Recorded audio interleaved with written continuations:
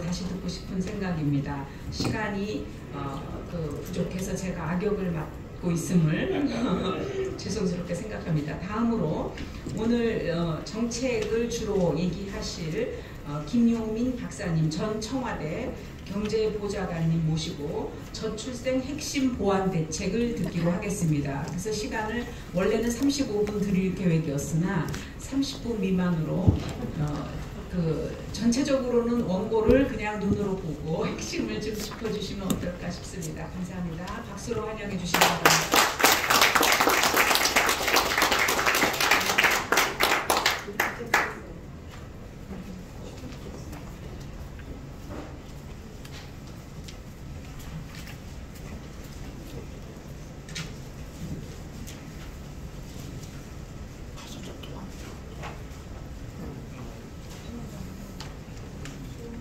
네, 들립니까? 예, 김용민입니다. 생각보다 우리 주영환 부위원장님이 9.19 대책을 소상히 설명하는 바람에 조금씩 지체가 됐는데요. 하여튼 또 여기는 5시 전에 끝내야 되기 때문에 그렇게 하도록 제가 35분인데 30분이니까 열심히 노력해서 끝내도록 하겠습니다. 제가 원래는 기재부에서 한 32여 년 경제정책을 입안하고 이렇게 했고요. 그 다음에 노무현 정부 때 청와대 경제보좌관으로 했고, 그 다음에 인천재능대학에서 이제 교수와 부총장을 지냈습니다. 그래서 이게 나온 배경이 제가 차세대 미래전략연구원의 경제산업센터장을 작년 7월에 맡았는데, 그때 뭘 연구하겠느냐 그래서 제가 우리 정태관 사무총장님하고 이렇게 의논해 보니까 이 저출산 문제가 가장 심각한 문제니까 한번 해보자. 그래서 제가 그때 TF를 만들었습니다. 그래서 오늘 한 7, 8명으로 만들었는데 오늘 만든 분은 5분입니다. 그래서 저 포함해서 5명인데 그 부분에 대해서 잠깐 제가 설명을 드리도록 하겠습니다.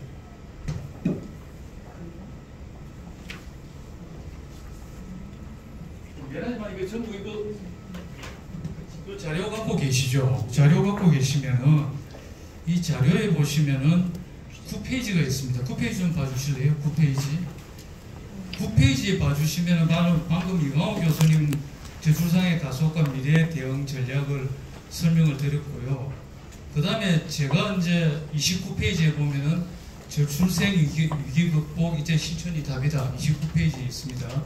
그래서 제가 이제 이번에 핵심 보완 대책에 대해서 설명을 드릴 거고요. 이게 제가 드리지만 저 혼자 한 건 아니고요. 우리 TF에서 같이 고민해서 만든 겁니다. 그리고 이제 54페이지에 보시면은 54페이지에 보면 비혼 출산 대책에서 김병일 교수님이 또 설명을 드릴 건데 이것도 혼자서 하신 건 아니고 주로 하셨는데 다 같이 토의를 거쳐서 한 거고요. 그 다음에 이 책의 특색은 뭐냐면은 71페이지를 봐주실래요? 71페이지. 71페이지를 봐주시면 다른 책자와 다르게 발제문 종합이라고 해서 앞에는 파워포인트로 정리를 했는데 여기는 한글 파일로 정리를 해가지고 이 보면은 73쪽에 5명의 뒤에 보면 이름이 나오고요. 그걸 한글 파일로 정리했기 때문에 이거를 한글 파일은 나중에 또 연구하실 때 참고하시면 되겠습니다. 오늘 제가 말씀드릴 부분은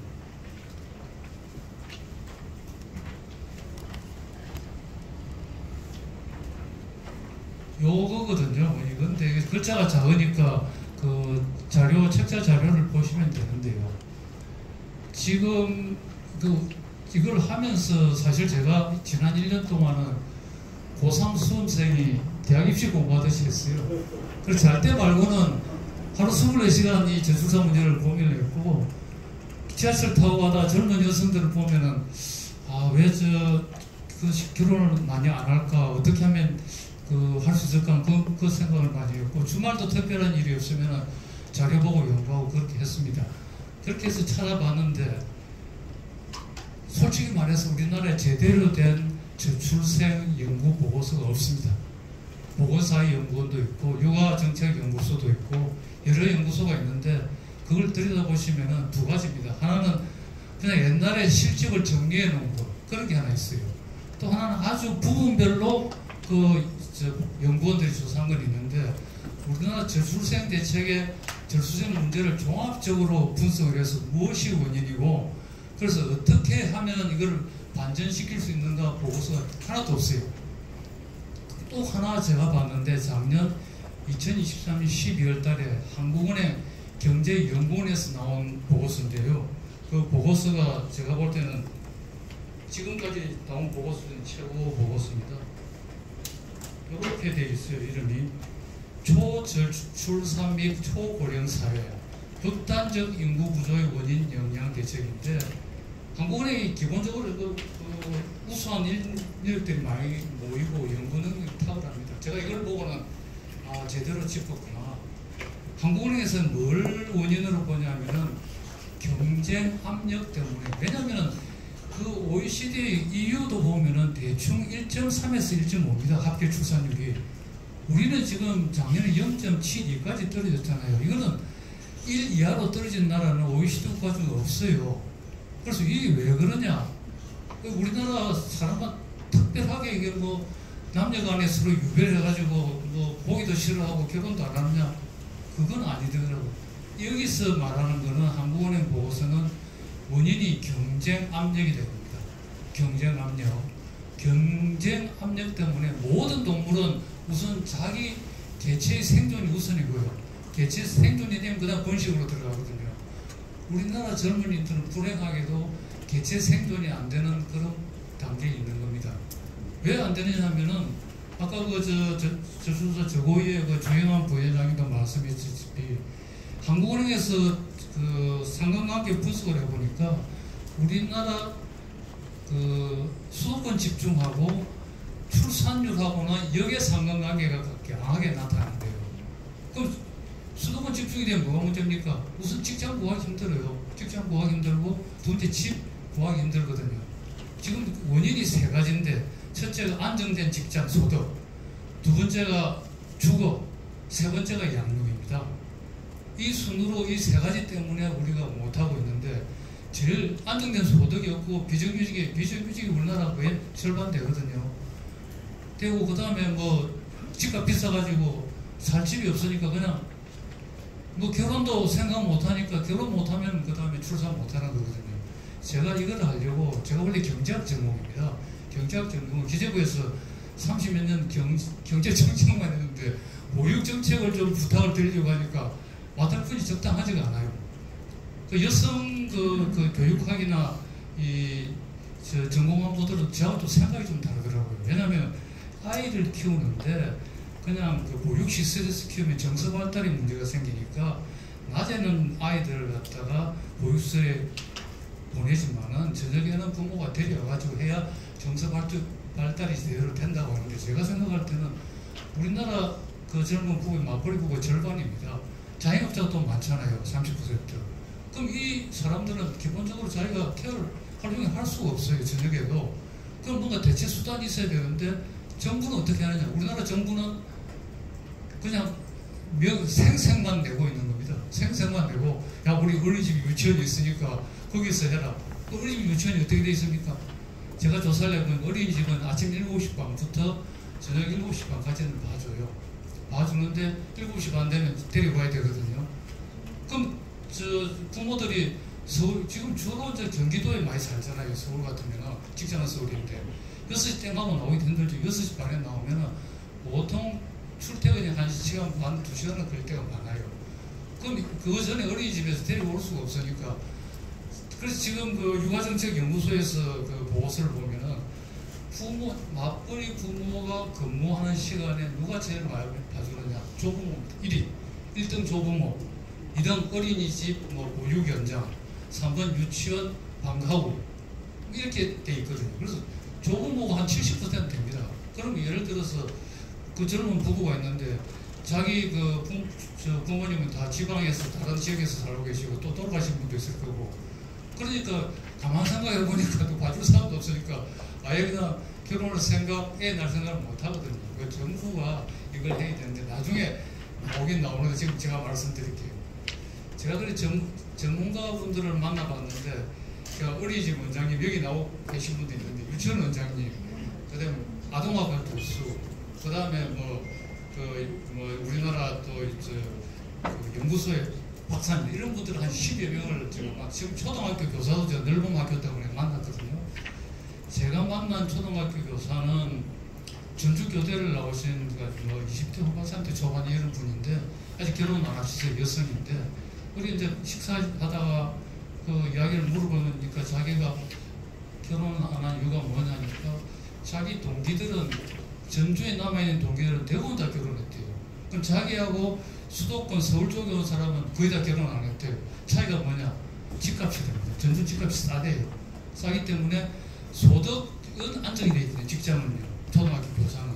그래서 직장과 소득은 안정이 되는데 집값이 비싸가지고 수도권에서는 결혼을 못하는 겁니다. 그래서 경쟁 압력, 이 직장 소득, 그 다음에 주거 해결해야 되는데 아까 주영만 부인장 말씀대로 그 금방 하기 힘들고 구조적 요인이니까 그 시간 걸리고 당장 할 수 있는 게 뭐냐 보육입니다.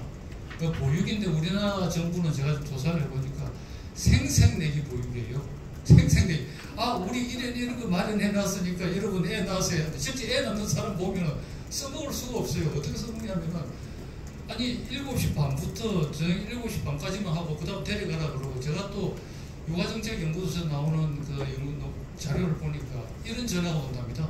그 어린이집이나 이런 데서 그 담당 교사가 전화해서 아유 학부모님 지금 그 애들이 다 집에 혼자 애만 남아있는데 어떻게 할까요? 이렇게 전화가 온대요.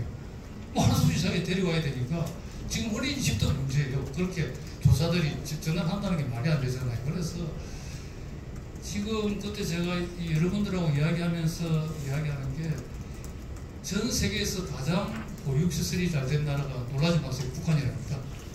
북한이 사회주의 국가가 일반적으로 잘 돼 있는데 북한이 잘 돼 있어가지고 제가 이제 논문들을 좀 섭렵을 해봤는데 북한 관계 논문은 거의 없어요. 몇 개밖에 없는데 1950년에 6.25 전쟁이 일어나고 나서 북한에도 그 전쟁 도화가 많이 생기고 특히 이제 북한은 여성 노동력을 활용하기 때문에 여성 노동력 활용과 전쟁 고화 때문에 타가수 유치는 엄청나게 그때부터 지키기 시작해요. 80년대 되면은 북한이 그 보육, 영유아 보육은 세계 최선진급으로 올라갑니다. 올라가니까 어떻게 되냐면은 모든 공장, 모든 제작소, 협동농장 이런 데 다 타가수가 다 있어요. 타가수가 다 있어가지고 그 부모가 출근할 때 그 직장에 있는 타가수에 맡기고 퇴근할 때 데려가니까 육아 걱정은 전혀 없잖아요. 근데 심지어 타가수에서 근무 시간에 하루에 한 2-3번 그 엄마가 가서 모유를 먹일 수 있도록 해놨대요. 그러니까 북한에서는 그 부부가 젊은 남녀가 결혼하면 육아 걱정은 필요 없어요. 자기 출근할 때 맡겨놓고 퇴근할 때 찾아가서 집에서 같이 있다가 오면 되거든요. 심지어 주 단위 타가수도 있고 그렇다니. 우리나라는 이게 안 돼 있습니다. 기본적으로. 유치원은 제가 물어보니까 9시부터 5시까지인데 아침 8시에 데려오면 봐주긴 봐준대요. 그 교과 과정은 아니고 5시인데 보통 6시까지는 데려가야 되고 늦어도 7시까지 데려가야 되니까 기본적으로 맞벌이 부부의 시간하고 안 맞잖아요. 그러면은.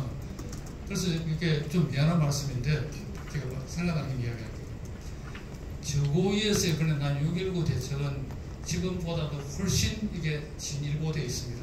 진일보되어 있는데 제가 볼 때는 정책의 우선순위가 좀 잘못되어 있어요. 아까 제가 자료를 보면 첫째가 뭐냐? 일가정 양립이 첫째입니다. 그 3대 분야가 첫째가 일가정 양립, 둘째가 양육에 키우는 거고요. 셋째가 주거 이렇게 되어 있습니다. 3번 주거는 맞는데 첫째가 가정 양립과 이 양육의 순서가 바뀌었어요. 일가정 양립의 저고위의 대책은 뭡니까? 대부분이 육아휴직입니다. 육아휴직을 어떻게 하면 좀 더 쉽게 해주고 중소기업도 해주고.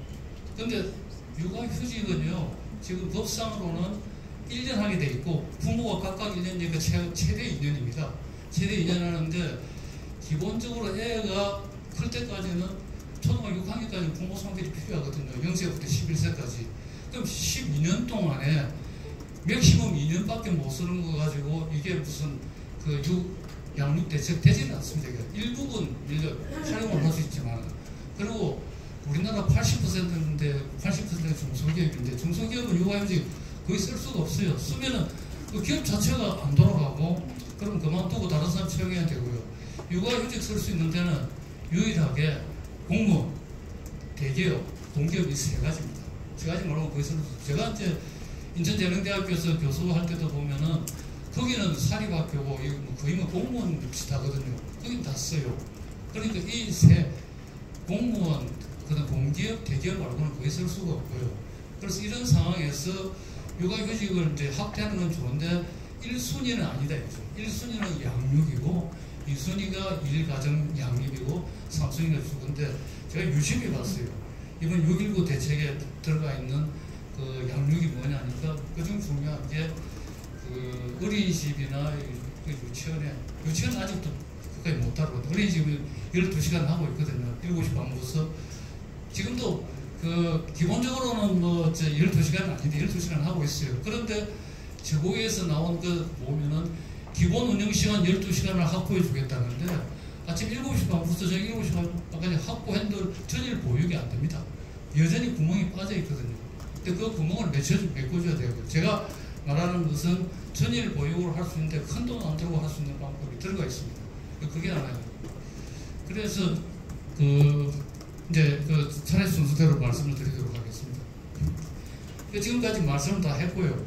그 다음에 여기서 보면은 포인트가 여기 있죠. 잘 안 보이네요. 그래서 지금 말씀드리는 게 직장, 그 다음에 주거, 양육인데 실제 시급한 것은 양육이다. 왜냐? 지금 당장 애 낳은 것부터 우리 해결해야 되잖아요.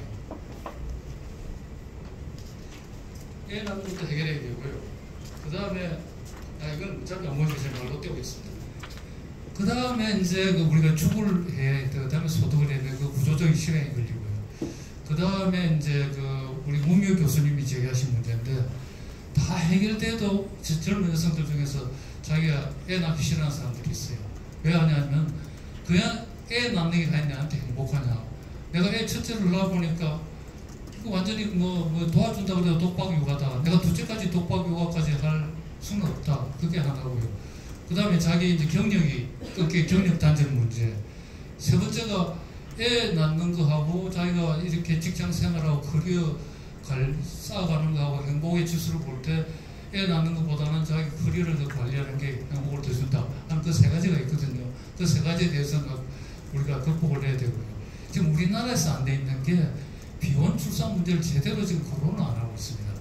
그래서 아까도 이야기했다시피 EU는 거의 절반이 비혼 출산에서, 그러니까 동거 카플에서 나오는 애가 절반이고요.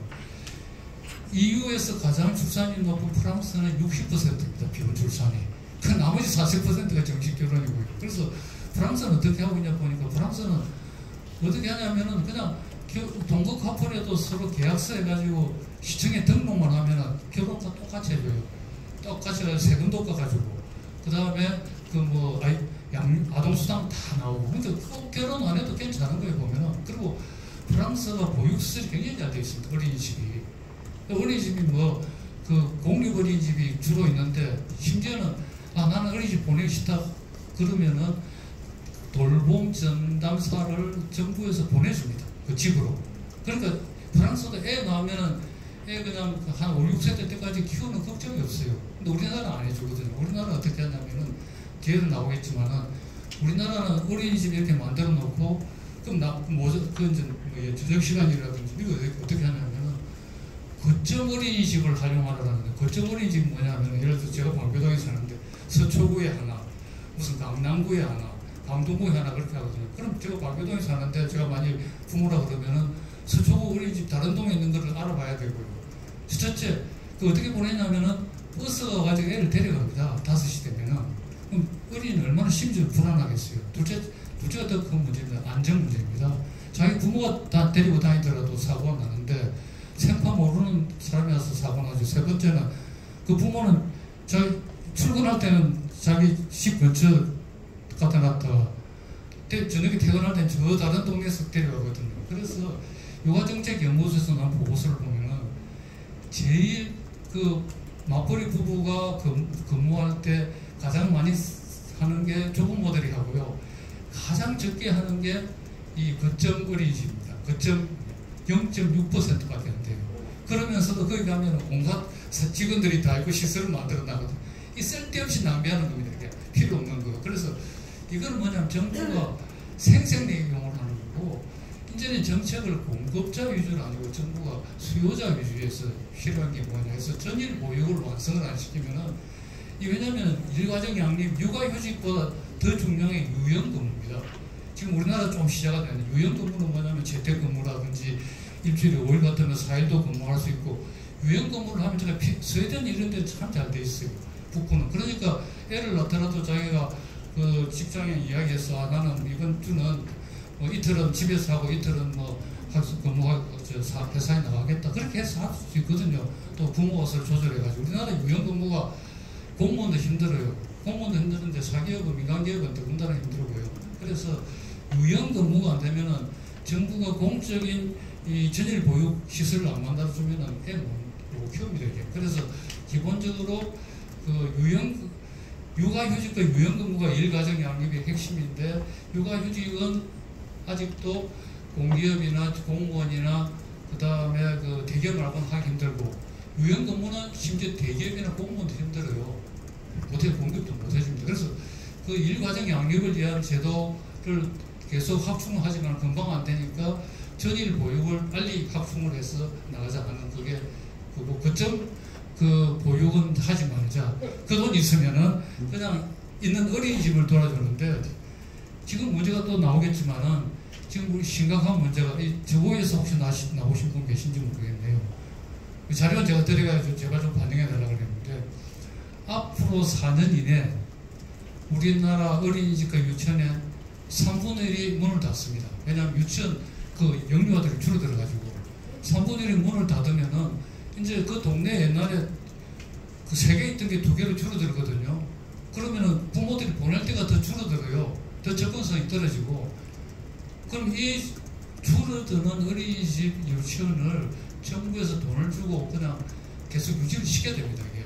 그게 대표적인 사례가 우리가 버스 공영제 있잖아요. 요새 버스가 우리 내는 그 성격 요금으로 지탱이 안 되거든요. 지방자치단체에서 다 보조가 들어갑니다.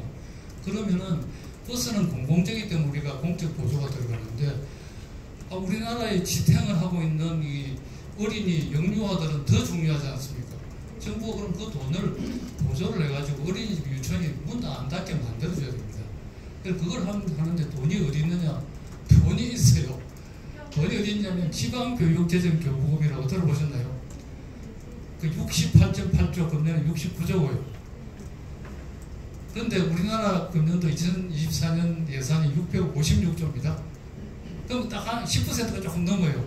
그 방대한 돈이 지방교육재정교부금이라고 그러는데, 우리 내국세 20.57%가 그쪽으로 들어갑니다. 딱 5분의 1이.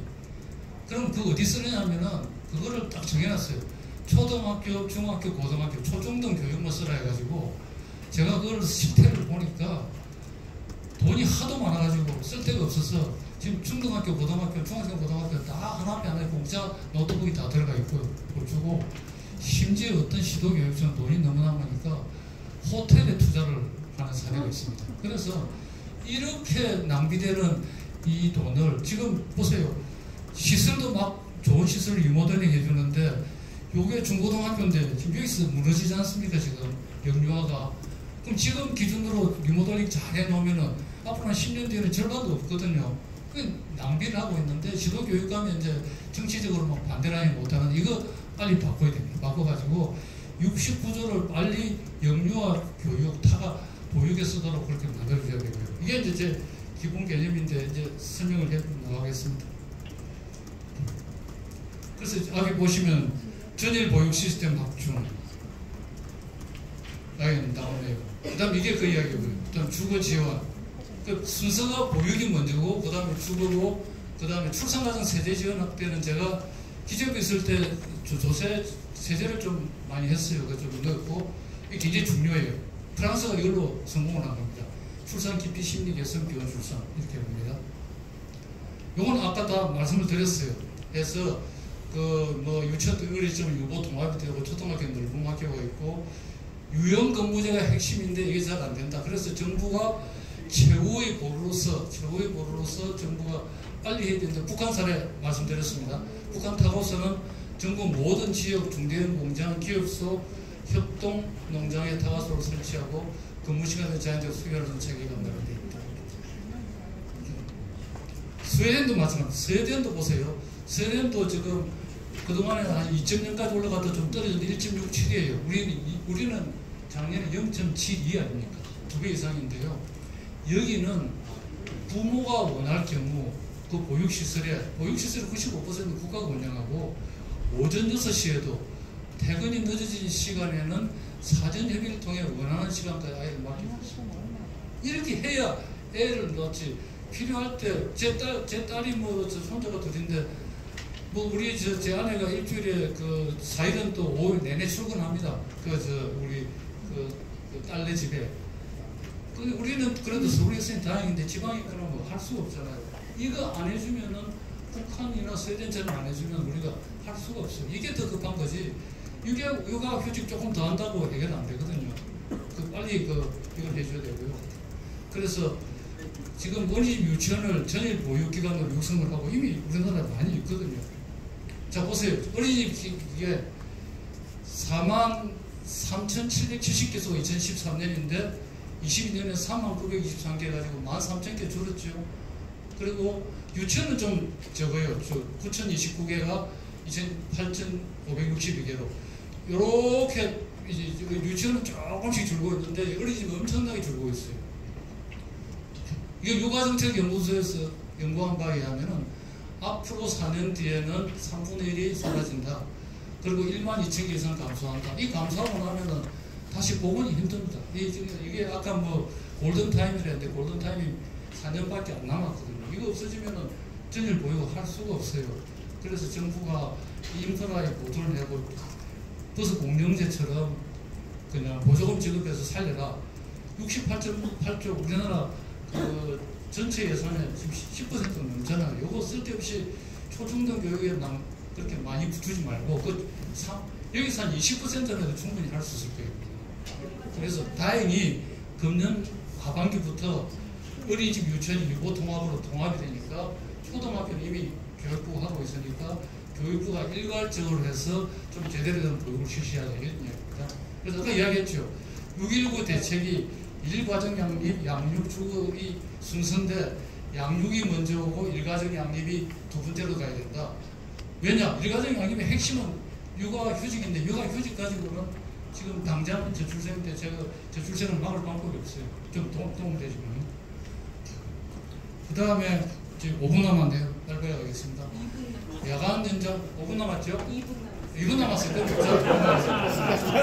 그럼 이거는 자 야간 연장 보육은 뭐냐면 이건 굉장히 중요합니다. 이건 굉장히 중요한 게 야간 연장 보육을 하려면은 어떻게 되어 있냐면은 아동을 2명 이상 보육을 해야 되고 해당 총 월 20시간 이상이 돼가지고 이건 아동을 못 받는 경우가 있는데 또 국공립은 또 한 명만 있어 해줘요.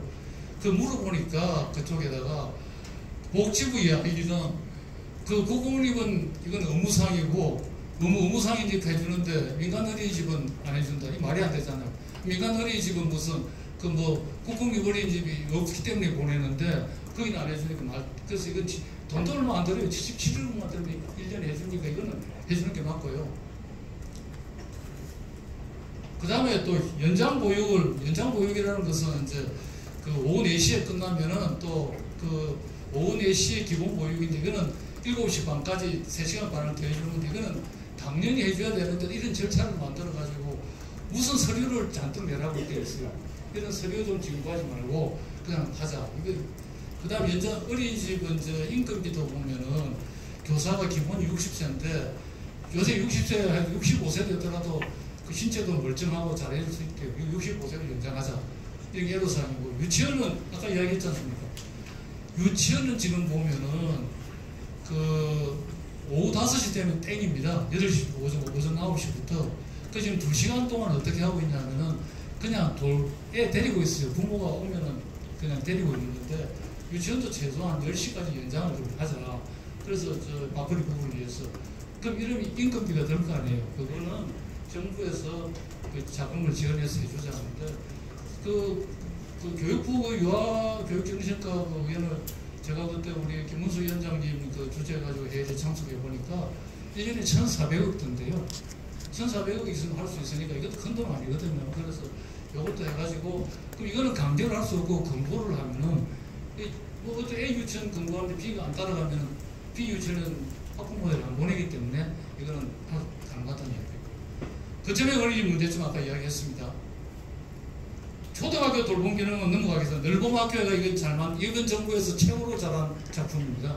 이거는 그 초등학교 1학년부터 6학년까지 밤 8시까지 정부에서 교육도 시키고 돌봄도 하는 이거 최고의 저는 작품이라고 봅니다. 아주 잘 되는 거고요. 이거는 더 이상 뭐 바꿀 게 없습니다. 긴급 돌봄 서비스는 갑자기 애를 자기가 병원에 가야 되는데 엄마가 애를 맡길 데가 없잖아요. 아이 돌봄 서비스라는 게 있는데 이것도 웃기는 게 아이 돌봄 서비스 여성가족부에서 하는데 이거는 그 전화 신청을 하면은 아이 돌봄 전문사가 있어요. 돌봄 전문사를 집으로 보내줘요. 집으로 보내주면 그것도 집에서 케어를 하는데 그러려면 아파트 비밀번호도 알려줘야 되고 엄마가 바쁜데 힘들잖아요. 그래서 간단하게 동네 어린이집에 맡겨놓고 한 2시간만 3시간만 맡겨달라. 그리고 나중에 비용은 국가하고 반반씩 나누면 되거든요. 이것도 이제 우리가 보조금을 지원하면은 동네 어린이집에 유치원에 이런 걸 좀 부탁을 해가지고 정부에서 자금을 지원하고 좀 편하게 할 수 있도록 합니다. 그 다음에 육아지원 정보 시스템, 이거는 유치원 원장님 말씀인데 부모들이 이걸 하려고 해도 저게 없대요. 그 정보가 없어가지고 이걸 어떤 국가의 어떤 그 정부 홈페이지에 넣어가지고 좀 알려달라 그런 겁니다. 지방교육적인 교육 아까 설명드렸고요.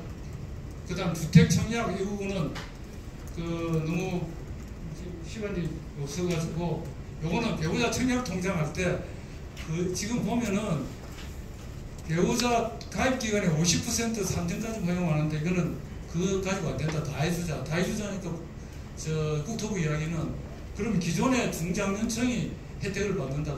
그러면은 중장년층은 가입기간이 기니까 혼기간 7년 이내로 하면은 될 거다라는 그 이야기고요.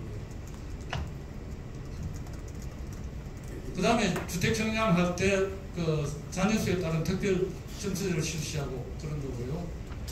그 다음에 우리나라가 자유 양력에 주택을 공급하는데 너무 작아가지고 힘들다 그런 이야기고요. 요거는 이제 뭐 금융 절차를 개선하자는 이야기고 부동산 세금 이건 아셔야 됩니다. 부동산 세금은 지금 기업 이제 1분 남았습니까? 지났습니다. 지났지만은 이건 사실 주영환 부위원장 때문에 그렇습니다. 그 시간 너무 뺏어가지고 제가 2분을 더 쓰겠습니다. 2분을 더 쓰는데요.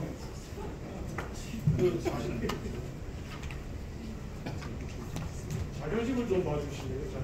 자료집에 제가 한다고 했는데 업데이트가 안 된 부분이 있어가지고요.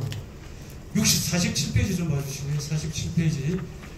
47페이지에 보시면은 위에 파워포인트 그림에 1세대 1주택에 대한 세제세 혜택이 있고 세 번째 줄에 보면 재산세가 나오는데요.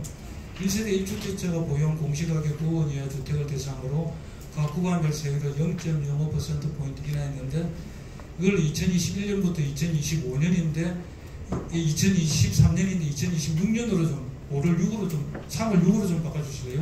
2023년까지 한시적용이 아니라 작년 12월달에 연장이 돼가지고 2026년까지 한시적으로 연장이 됐습니다. 그렇게 좀 바꿔주시고요. 그 다음 같은 내용인데 그게 한글 파일에 어떻게 되어 있냐면은 한글 파일에 104쪽입니다. 104페이지에 보시면은 한글 파일 104페이지 한글 104페이지에 보시면은 거기도 부동산 세금 본인 페널티 제거인데 그 박스 안에 위에 표에 세 번째 줄에 재산세가 있는데 9억 이하 주택을 대상으로 각 구간별 세율 0.05%포인트나 2021년부터 2023년까지인데 2026년까지 3월 6으로 좀 바꿔주십시오. 이게 작년 연장이 되고 이 내용은 뭐냐면은 지금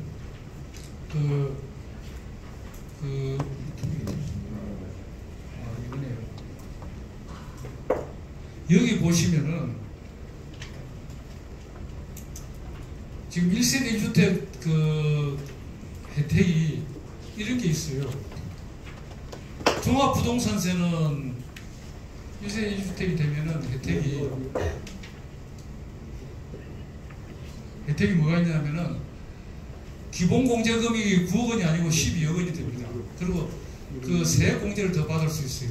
양도소득세 1세대 1주택은 되면은 이거는 또 그 12억 원 이하는 또 비과세가 되거든요. 근데 2주택이 되면 이게 안 됩니다. 그래서 요즘은 만원이 많아가지고 남녀 다가 주택이 있는 경우가 많아요. 그럼 그 사람들은 그럼 하나 팔아야 되잖아요. 근데 이번에 정부에서 대책이 나왔어요. 정부의 대책이 나왔는데 무슨 대책이 나왔냐면은 그 정부에서 이런 대책이 나왔습니다. 정부는 6.19 저수색 대책에서 1주택 간주 기간을 5년에서 10년으로 확대했어요.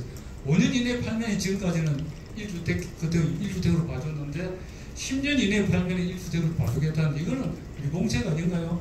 그럼 결혼하고 10년 이내에 팔아야 되면은 누군가 그 남녀 중에 하나 팔아야 되니까 저는 이제는 1세대 2주택으로 인정해주자 신혼부부한테는 각자 그래서 인정해가지고 해주자는 그래서 5년째 안에 해주자 그렇게 했고요. 그 다음에 요 M분 N승제는 이거는 좀 어려운 부분이기 때문에 하여튼 이거는 뭐냐면은 M분 N승제라는 게 자녀 수만큼 세금을 줄여주는 제도인데 우리나라에 도입할 수 있다는데 제가 기재부 출신 아닙니까? 기재부에서 반대 논리가 있더라고요. 그래서 제가 그 반대 논리 두 개를 다 격파하는 방안을 만들었습니다. 그리고 요거는 읽어보시면은 이게 김영우 교수가 고민해서 만들었구나 해가지고 그래서 제가 이거는 우리나라에도 이제 M분 N승제를 도입해서 자녀가 많을수록 그 세금이 줄어드는 그런 제도를 만들고 기재부에서 걱정하는 그런 문제가 없도록 만들었습니다. 자, 출산 기피 심리 개선 아까 말씀드렸고요. 제가 지금 말씀을 드렸는데 뭐 제가 제 잘못은 아니고 앞에서 시간이 늦어졌기 때문에 양해해 주시기 바랍니다. 감사합니다.